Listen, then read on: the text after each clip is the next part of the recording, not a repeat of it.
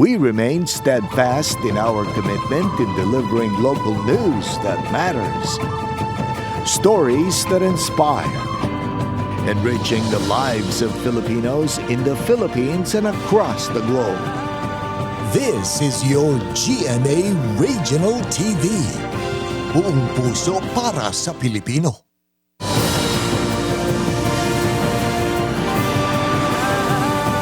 Ini ang GMA Regional TV 1 Western Visayas.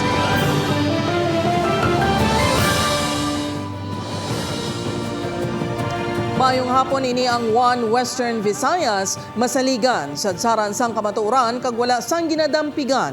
Ako si Gertrude Charlatan. Magadulong sa inyo sang pinakadako kag komprehensibo nga mga balita sa Kabisayan nakatungdan, Caitlin Revilla, live sa GMA Iloilo Station. Kao, ko naman yung kapuso Aiden Prietos live diri sa GMA Bacolod Station.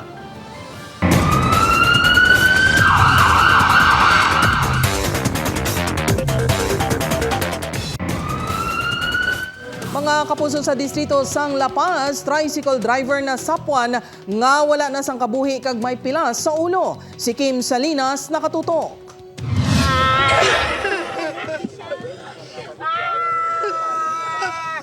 Husto na lang nga maghibi ang pamilya sang tricycle driver matapos nila nga makumpirma ang bangkay sang ilang himata nga nasapwan sa gilid sang floodway sa Barangay Banuyaw, La Paz, Iloilo City kay ina sang udto.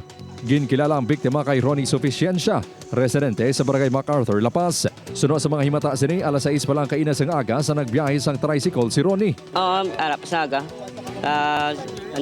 Tinda. Kaya balang maga, mga suki. Aga dan suki. Biyahe kami sa tinda, balik padulong, pasero kung din. Private mo lang biyahe naman yung. Nagibot kami yan, alas 6 pa kapanawag ang iya daw may miga na sa malahan. Kapanawag mga alas 9 gurot, hindi na sa makuntak. Di magulang kami yung kabalo yan. Ginabanta alas 9 kaina sang aga sang nakita ang tricycle sang biktima sa lugar. Ginpadulungan ini sang barangay official kag diri na sapwan ang bangkay sang biktima. Tapos nagpamangkot kami dra na yun sa mga panday, wala man sila may nabatian nga lupok o kung sininggit, wala man.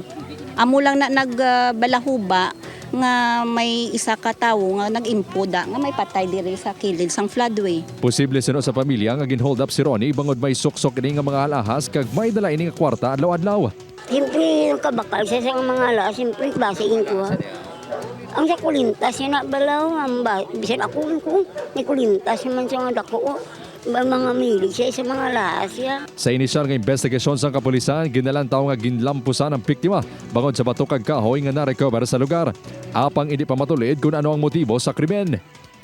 Hindi biyahe siya, hindi man siguro kinanlang naman dala ka pero may imo nga mga valuables kag siya pa kung malam mo nga dito ka makanto masunod ka kung hindi mo kilala or naikuan ka sa tao nga nag-upod sa imo pakanto dito. Ginalantaman sa kapulisan niya kilala sa biktima ang mga sospetsado.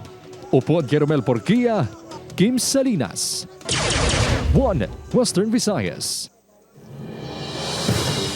Mga puso, President Ferdinand Bongbong Marcos Jr. nakapakigangot na sa utod sa Negrense OFW nga napatay sa pungsod Israel. Pamilya Lacre nakabato na sang bulig halin sa mga ahensya sang gobyerno. Nakatutok, Aileen Pedreso. Tuman ang pagpasalamat sa pamilya Lacre bangod magluwas sa pagpakigunong sa ila kalisod. Naghatag sang bulig pinansyal ang pila ka ahensya sa gobyerno, kasubong sang Department of Migrant Workers, kag Overseas Workers Welfare Administration. Padamo gid nga salamat kag dason kag ang dako gid nga pulig sa amon pamilya nga daw mahagan-hagan man ang amon nga kaano. Maayo nga balita para sa ila nga ginaproseso na ang mga dokumento na kinahanglan sa pagdala sang bangkay ni Loretta papauli sa pungsod. Pag na-process naman nila sang uwa nga gipadala na itong mga papilis dito for Philippines na nga nahikot na nila. Sa post sa Presidential Communications Office, makitaan nga nagatawag ang presidente sa pamilya kag nagapasiguro nga padasiguro ang pagpauli sa bangkay sa Pilipinas. Ginkumpirma ni Annabella nga ang ila utod sa Kuwait nga si Aileen amo ang ginistorya ni PBBM.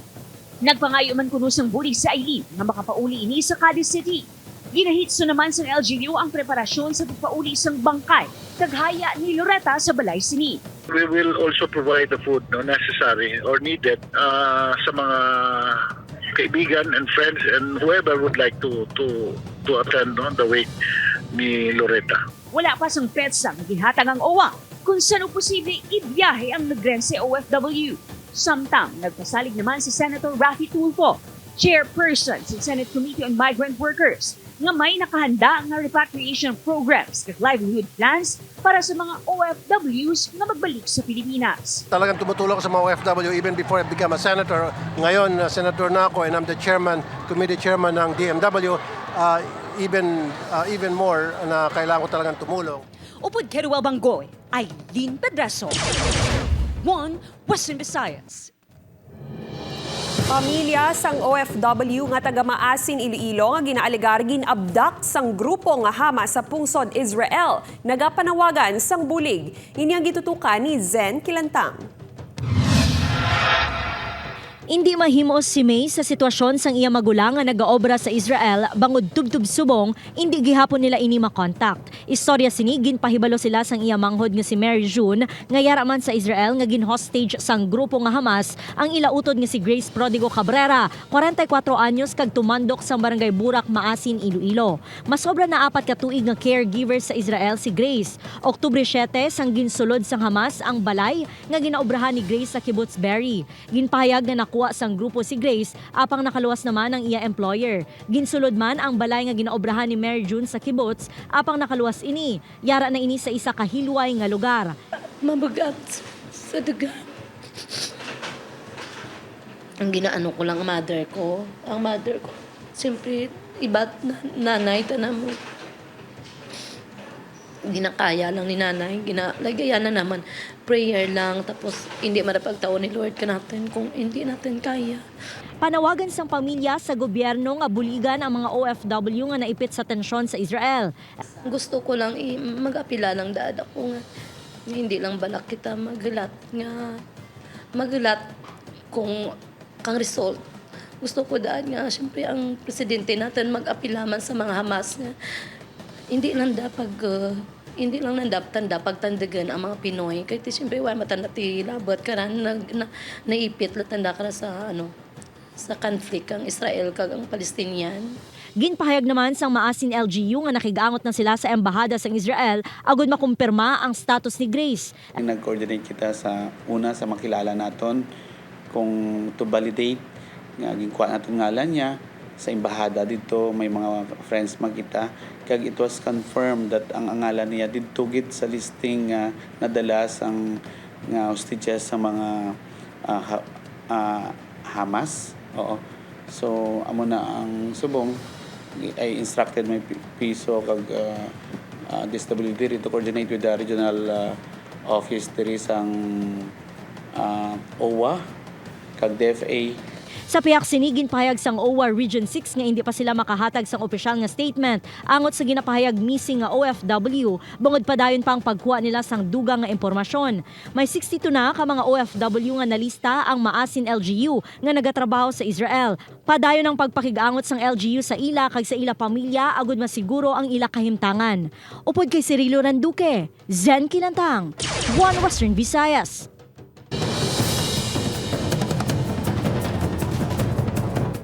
Mga kapuso, 16 anyos nga lalaki nga napatay sa rambol nakaagom sang pagkalampo sa ulo kag igo sang pagkatiro. Biktima nakuhaan sang rugby suno sa nagresponde nga Barangay Tanod. Si John Sala nakatutok live gikan sa Barangay Rizal Palapala 1 sa Iloilo City proper. John?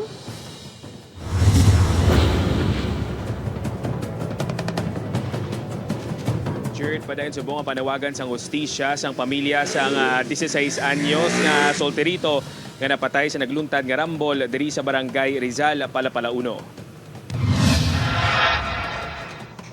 Nagpaiwan ng magatubang sa kamera ang pamilya sa 16 anyos ng solterito nga napatay sa rambol Sabado sa gabi sa Barangay Rizal, Palapala 1. Tuman nga stress ang tala sa insidente sa pamilya kag hindi na kuno nilaluyag nga magdako pang issue. Apang gidpakigbahin sang ginikanan ni alias Nonoy sa news team nga patal nga pila sa ulo kag igo sang bala sa tiyan lapos sa paa kag likod ang gitunaan sa kamatayon sang biktima. Desidido ang pamilya nga magpasaka sa kaso batok sa sospek. May pilaman ka mga nagpakilala nga saksi nga na istoryang news team nga nagpahayag nga hindi warning shot kundi hungod nga ginti pagkatiro sang pulis ang biktima. Ginaaligar man nga nabatian pa ang pulis nga naghambal nga i-finishing na ninyo ina.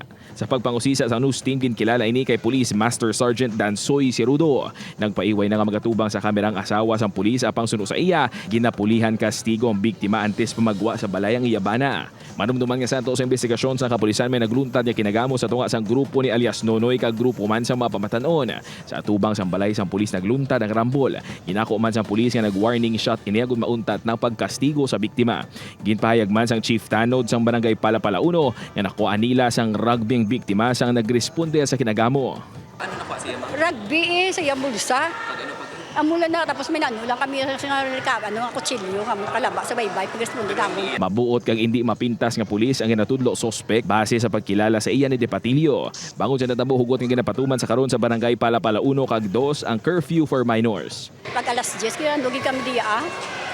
Runda kami yan, parunda na kami sa kami kapitan. Sang gagabi gani na umpisa namin sa sang pang libot sa amon barangay ni nakalabot namin gani sa uno sang libot lang para namon ang mga minor ba. Ginako man sang Iloilo City Police nga miyembro sang mga gang ang mga involvado sa kinagamo apang hindi kuno ini makabig nga organisado. Consistent ina nga amon implementation no nga ginamonitor namon ang na-identify namon nga mga miyembro sang gang.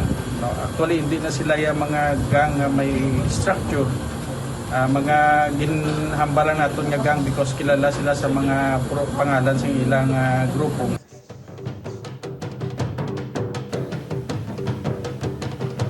Jared, pagklaro sa mga barangay officials nga wala sila naguntat sa pagpatuman sang curfew for minors. Apang nabudlayan lang sila sa pag-implementar sini bangod kalabanan sa mga nagatugas ang gamo diri sa Barangay Rizal Estanzuela, Rizal Palapala 1 kag Palapala 2 amo ang mga pangayaw o kung hindi mga residente sang barangay. Pagklaro man sang PP1 nga ang igo sang balang isa lang sa ila ginapadalman subong rason sang kamatayon sang biktima kag posible man nga bangod dinhi sa impact sang pagkalampos sa iya ulo. Panindugan man o kun mando man ni Iloilo City Mayor Jerry Treñas nga gilayon nga sulbaron ang ini nga krimen. Jerd. Madamo gen nga salamat John Sala.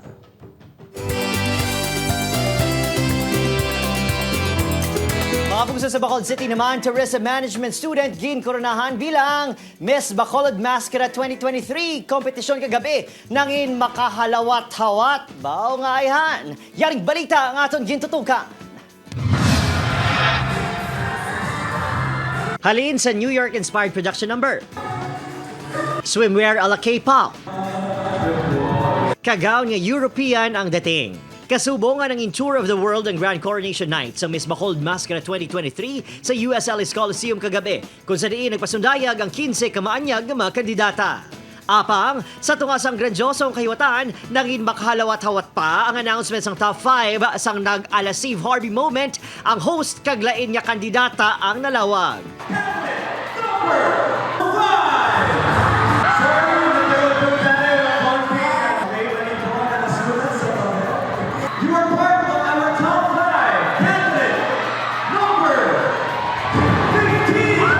Nabaylo ang candidate number 15, candidate number 5 ang ginlawag sa final cut.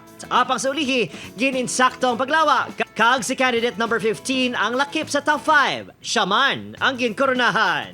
When the host started to correct the announcement, my emotion is overflowing and I really cried because of that joy that I'm feeling here on stage. Ginpamatud-an sang 22-year-old tourism management student nga victory is sweeter the second time around. Nagpasako pa nini sang nagligan niya tuig apang napasawaan niya makuha ang corona. Nagpauli man ini sang 150,000 pesos nga premyo. Ang iya Royal Court nangin emosyonal pa sa mala roller coaster nga hitabo sa koronasyon. And I feel like I'm also, attaining the dream of me and my mother when I was young. And I'm very grateful. I will make sure to represent the Bacolod the best way possible. Magluwa sa kanyag, bida sa kompetisyon ang mga nagkalain-lain ni advokasya sa mga dalaga. Samtang, balantayan sa Kapuso Ball Show, sanday abot kamay na pangarap stars Jeff Moses nga isa ka negrense. Ken Chan, kag si Doc Annalyn Santos herself, Jillian Ward. Webes ang hapon sa Ayala Activity Center. Good vibes naman ang bitbits ang TikTok Lock host nga sa day Jason Gainza, Pokwang, kag Kuya Kim sa closing ceremony sa Bacolod Public Plaza, Domingo sang gabi. But wait, there is more. Si Kapuso, leading lady Bea Alonzo, kag Kapuso drama king Dennis Trillo ang makimaskaraman sa Sabado. Opo Jiril Gasilio, Adrian Prieto, 1 Western Visayas.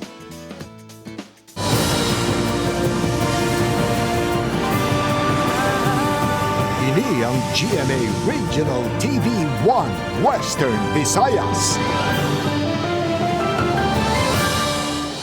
Mga kapuso, palyado nga koneksyon sang kuryente ginatudlo rason sang sunog sa isa ka balay sa barangay Quintin Salas, Haro. Ini ang gintutukan ni John Sala.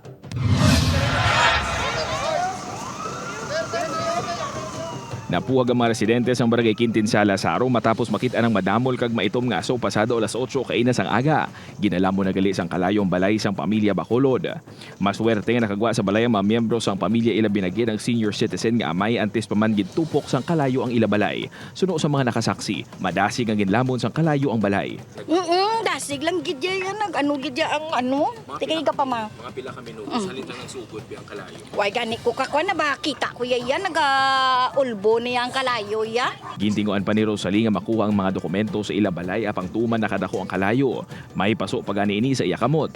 Kay hingagawon kong titulo namon sa duta, ti na ano na ko. Ti nagbalik na lang ko kay napasok na ko ka init. Apisan nga wala na sang bisan isa ka gamit nga nasalbar dako sa gihapon ng pagpasalamat sang pamilya nga silang nakaluwas. Ginatudlo problema sa linya sang kuryente ang gintunaan sa kalayo. Ang breaker, ang amon to nga ano wala mo malang na. Nag-ano siya ma? Ambot kay doon ng asulang. Huwag mo kami na ano nga naglupok. Suno sa Bureau of Fire Protection, nagapadayon pa ang ila investigasyon agud matumod ang gintunaan sang kalayo kag ang danyos nga ginbilin sini. Upuod kay Hans Disieto, John Sala. 1 Western Visayas.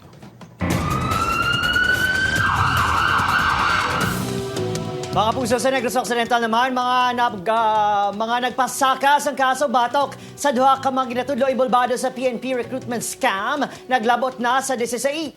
Mga police personnel nga may kilabtanan na pasakaan na sang kaso administratibo. Nakatutok Aileen Pedreso.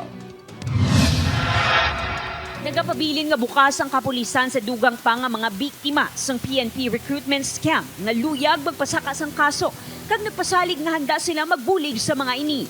Sa ilauli nga record, 16 na sa 47 ka mga tagreklamo ang formal nga nagpasakas ang large-scale estafa. Bato kay Mary June de los Santos, kag Lakasiliana SB member Donato Dumagit sa Office of the Provincial Prosecutors. Malalaglagan pa po sila ng subpoena and other needed facts coming from the respondents. And it is a charge complaint. Tugtog subong wala pa nakapadala sa sabat si Dumagit nga anong kabeses nga wala nakatambong sa sesyon sang Sangguniang Bayan. Suno sa DILG, wala pa sila sang nabaton nga official complaint batok sa konsehal. Apang posibleng nga papanaugan ini sa preventive suspension o kung makakasa serbisyo. If you go back sa local government code, ara na sa section 60 on disciplinary actions, nag-ara inatagaan nga one of the grounds for suspension removal for consecutive absences. Ginpaiway man ang investigasyon angot sa kaso bangod sa election ban. Ginpasakaan na sang administrative case ang 4 ka kapulisan sa idalom sa BCPO nga involvado sa illegal recruitment. Upod kay Ruel Banggoy, Aileen Pedreso, 1 Western Visayas. Mga nagahilay nga poste sa barangay Quintin Salas, Haro, madugay na kuno nga ginareklamo sang mga residente. Ini ang gitutukan ni John Sala. Wala sang forever. Apang ang reklamo sa mga residente sa barangay Quintin Salas, Haro, natuhoy sa nagahilay nga poste daw diri pa lang kuno nila mapamatud-an ang forever. Humalin pa lang kuno sa Panay Electric Company ang ila reklamo sa poste sang kuryente nga nagahilay kag tubtub subong nga more power na wala sa gihapon ini naaksyonan. Dugaro na mo na reklamo pa daw wala mangyapon aksyon. Ti kun kami ang tumbahan di risgo sa amon. Napalabot naman sa barangay ang sitwasyon sang poste. Magluwas ini may mga nagawayway man nga kable sang kuryente kag telco nga peligroso para sa mga residente kag motorista. Nga kayo gid dayon. Liwat nga palabot sa news team ang reklamo sa More Power kag nagpasalig ang power distribution utility nga aksyonan ang reklamo kag maislan gilayon ang poste. Apang sa pamangkot kung saan kaangay sang pagpangita sa Forever, hindi man ini mapaktana. Upod kay Hans Dicieto, John Sala. 1 Western Visayas. Wala na sang kabuhi sang nasapwan sang kapulisan kag rescue team ang 57 anyos nga mangunguma sa talamnan sa Barangay San Roque, Dumalag, Capiz. Sabado sang aga sang may nagreport sa kapulisan nga may nakita nga lalaki nga nagahigda sa talamnan. Sa investigasyon sang kapulisan, ginahakwat sang biktima ang arado sa iya abaga sang natandog sini ang nagalaylay nga secondary live wire. Diri kag nakuryente ang biktima nga gintunaan sang iya kamatayon.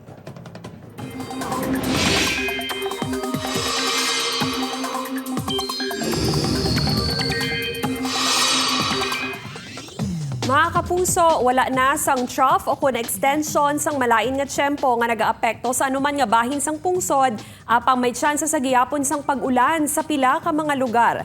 Bangod ini sa localized thunderstorms kag northeasterly surface wind flow. Ang northeasterly wind flow ang hangin nga nagahalin sa naaminhan na sidlangan nga matugnaw kag posible nga magdala sang mahinay nga pag-ulan sa mga apektado nga lugar. Padayon manaton nga ginabantayan ang opisyal nga pagsulod sang hangin amihan. Diri sa aton sa Western Visayas, base sa datos sang Metro Weather, maeksperiensyahan ang ulan sa pila ka bahin sang rehiyon, kaangay sang Antique, Capiz, Iloilo kag Negros provinces. Ang iban pa nga bahin sang pungsod subong man sang Luzon kag Mindanao, dapat man nga manginhanda sa posible nga pag-ulan. May mga mabaskog nga ulan sa pila ka lugar gani manginhanda sa pagbaha o kon landslide.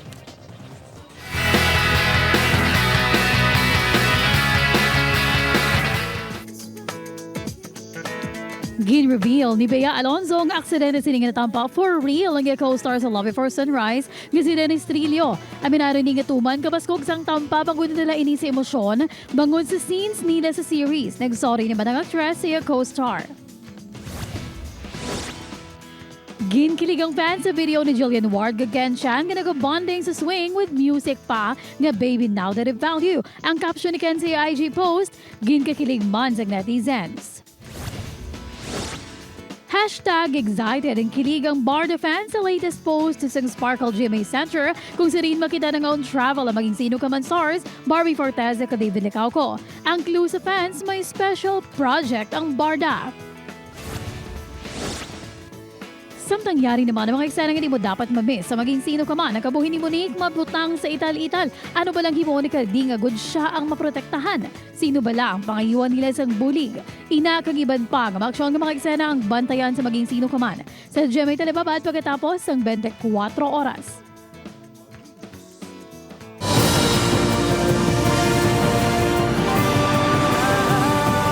Ini ang GMA Regional TV 1 Western Visayas. Mga kapusong numero sa mga ginasagod nga baboy sa probinsya sang Iloilo nagnubo sang 72% bangon sa epekto sang African swine fever. Pila ka backyard farmers ipaidalom sa Sentineling program. Ini ang gintutukan ni Zen Kilantang. Dako ang nangin epekto sang African swine fever sa hog industry sa probinsya sang Iloilo. Umpisa sang may nalista nga kaso sang nagligad nga tuig. Sa datos sang Iloilo Provincial Veterinary Office, 72% ang ginubo sa swine inventory sang probinsya, ukon 200,504 ka mga baboy ang nabuhin. Ako na siya impact sa aton sa probinsya. Number 1, wala na kita ship out sang baboy to other areas considering gamay ng aton inventory, and also in terms of sufficiency level, kaya nga atong standing subong nga swine inventory is 76,917 na lang. So kung lang taon natin siya based on inventory sa sufficiency level natin, we are only 33.75% sufficient in terms of pork sa aton diri sa probinsya. So may shortfall kita may kabahin sang recovery plan sang probinsya nga ipaidalom ang 58 ka backyard farmers sa Sentineling program. Hatagan sang idik ang mga hog farmer kag obserbahan sa sulod sang 40 diyas. Dapat wala siya sang kaso ang inang areas for 40 days. May ara sila biosecurity measures may ara sila ordinansa, may ara sila nga mga list sa mga farmers na registered sa RSBSA. Kag ang pinaka-ginapangayo naman is dapat may biosecurity measures. So kung ma-upgrade nato nina into from red to pink, now we can start sentinelling program. Sa tion nga wala na sang bag-o nga ASF outbreak, mapaidalom na ang pink area sa yellow category kag maumpisahan na ang repopulation. Ang sentinelling program ang pondohan sang Department of Agriculture. Upoy Karumal Porquia, Zen Kilantang, One Western Visayas.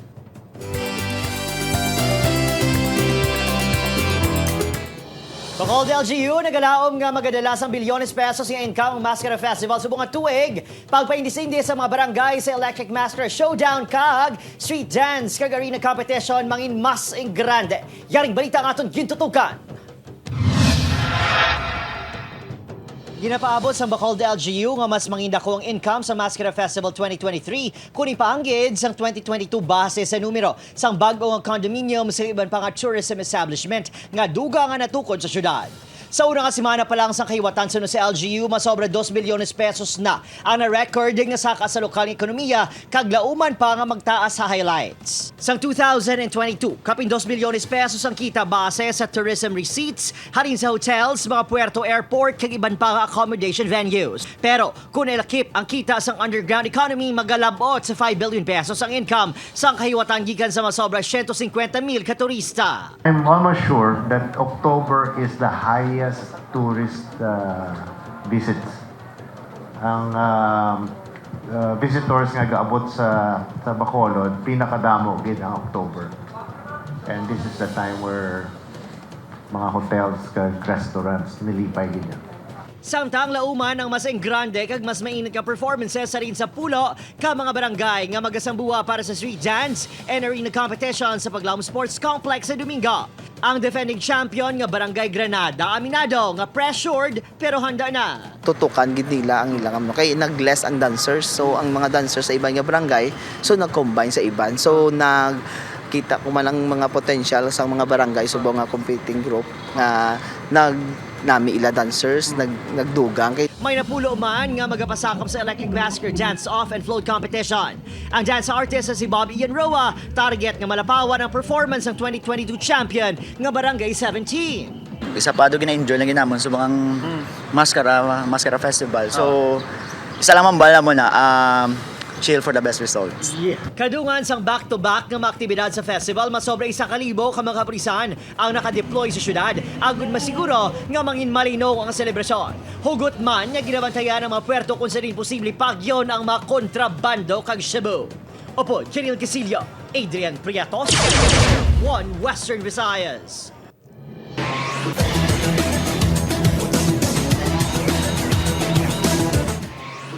Napabakod sang San Beda Red Lions ang pangatlo sininga pwesto sa team standings ng NCAA Season 99 Men's Basketball matapos malutsan ang Perpetual Altas. Sa hampang ginpatigayon alas 2 sa bunga hapon sa Phil Oil Eco Oil Arena, madinalag-on nga nabadbad sang Red Lions ang abanse sang Alta sa second half, tubtub natapos ang hampang nga silang abanse sang 2 ka punto sa score nga 62-60. Ang Red Lions ang ginpangunahan sang best player of the game nga si Jomel Puno nga nakatigayon sang 12 points, 17 rebounds kag 1 block.